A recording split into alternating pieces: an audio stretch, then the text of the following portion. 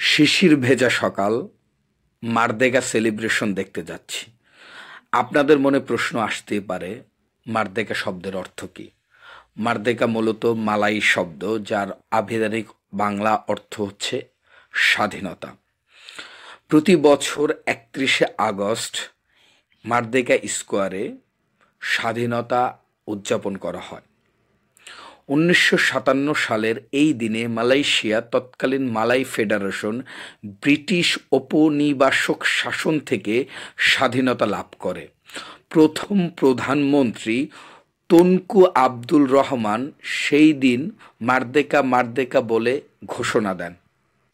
Dataran Merdeka অথবা স্বাধীনতা চত্বর এর অবস্থান কুয়ালালামপুরের কেন্দ্রস্থলে। এখানেই 1957 সালে প্রথম জাতীয় পতাকা উত্তোলন করা হয়। তৎকালীন সময় থেকে এখন পর্যন্ত প্রতি বছর মারদেকা প্যারেড, জাতীয় অনুষ্ঠান ও আলোকসজ্জা সবকিছুর উদযাপন এই মারদেকা স্কোয়ারেই করা হয়। মূলত এই দিবসকে কেন্দ্র করে মারদেকা স্কোয়ারে জাতীয় পতাকা উত্তোলন, প্যারেড, আতশবাজি, কনসার্ট, স্কুল, অফিস, সরকারি ভবনে দেশাত্মবোধক সাজসজ্জা ও মিডিয়ায় দেশাত্মবোধক গান ও অনুষ্ঠান প্রচারিত করা হয়।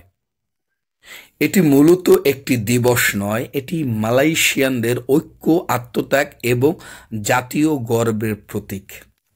এই উদযাপনে সামিল হয় বাংলাদেশ সহ বিশ্বের নানান প্রান্তের দর্শনার্থীরা এবং যারা বাংলাদেশিরা এখানে বসবাসরত আছেন তারাও মালয়েশিয়ানদের সাথে এখানে যুক্ত হয় এবং সবাই আনন্দ মিলেমিশে উপভোগ করে।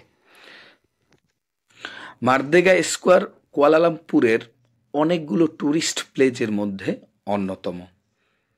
এখানে তাছাড়া মসজিদ জামেক, জাতীয় জাদুঘর এবং আরও পুরনো ঐতিহ্যবাহী নিদর্শনও রয়েছে। আপনারা চাইলে খুব সহজেই সাশ্রয়ী মূল্যে এখানে ঘুরে আসতে পারেন।